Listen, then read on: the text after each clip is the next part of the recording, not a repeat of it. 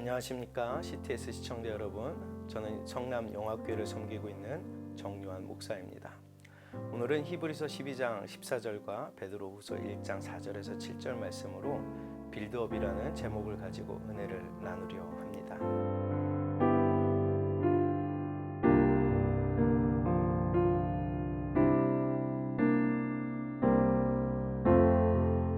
빌드업이라는 용어를 문자 그대로 해석하면 건축물 같은 무언가를 차곡차곡 쌓아 올리는 것입니다.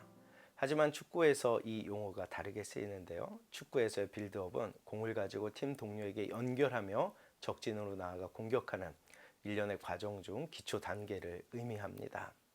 기본적인 체력을 바탕으로 전술 이해와 패스, 스피드, 공간 침투 능력 등등 그것으로 포인트를 획득하는 것입니다. 신앙에서도 이제 우리는 서로 협력하여 빌드업 해야 합니다. 거룩을 기본적인 바탕으로 기도, 말씀, 믿음 등등으로 혼란이 가득한 이 세상에서 복음의 승리를 이루어야 합니다.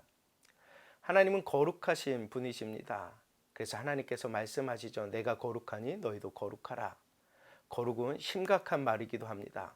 거룩이 없으면 예수님을 볼 수 없다. 이만하면 심각한 말씀 아닐까요? 거룩 없이는 주님을 만날 수가 없습니다. 거룩이 무엇입니까?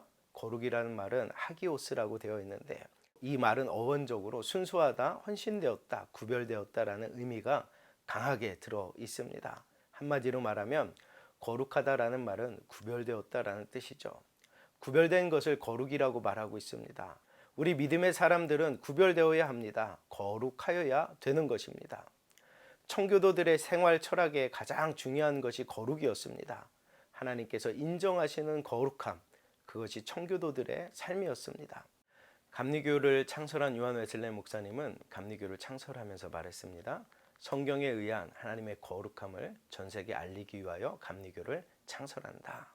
이삭이 가나안 땅의 기근을 피하여 블레셋으로 이주하였습니다. 그 땅은 옛날 아브라함 아버지가 살던 땅이었습니다. 그때 아브라함이 우물을 팠었습니다. 그런데 블레셋 사람들이 우물을 빼앗고 메웠습니다. 이삭이 그곳으로 가자마자 우물이 필요했어요. 새로운 땅에 새롭게 우물을 판 것이 아니었습니다.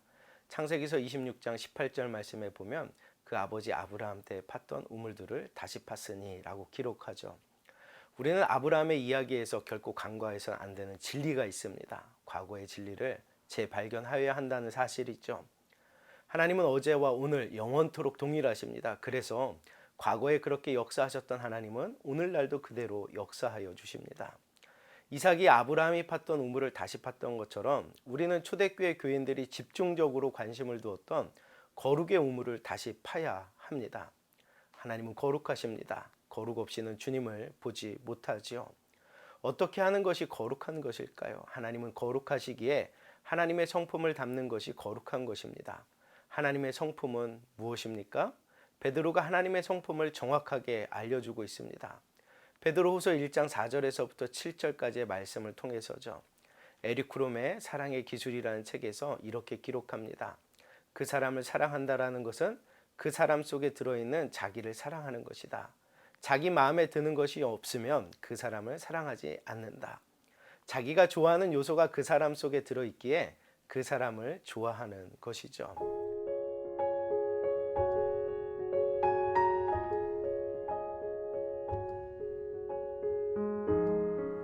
하나님은 어떤 사람을 좋아하실까요? 하나님의 성품을 가진 사람을 하나님이 좋아하십니다.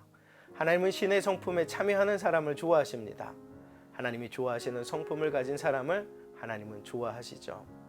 베드로후서 1장 4절 말씀, 신의 성품에 참여하는 자라는 말씀이 눈에 들어오는데요. 신의 성품은 어떤 것일까요? 기본적인 믿음의 7가지 성품을 닮아가는 것이 신의 성품에 참여하는 것입니다. 그것이 5절에서 7절까지의 말씀이죠. 이로써 너희가 더욱 힘써 너희 믿음의 덕을, 덕의 지식을, 지식의 절제를, 절제의 인내를, 인내의 경건을, 경건의 형제 우애를, 형제 우애의 사랑을 공급하라. 이제 우리는 거룩함으로 주님을 볼 수 있는 자가 되어야 하고요.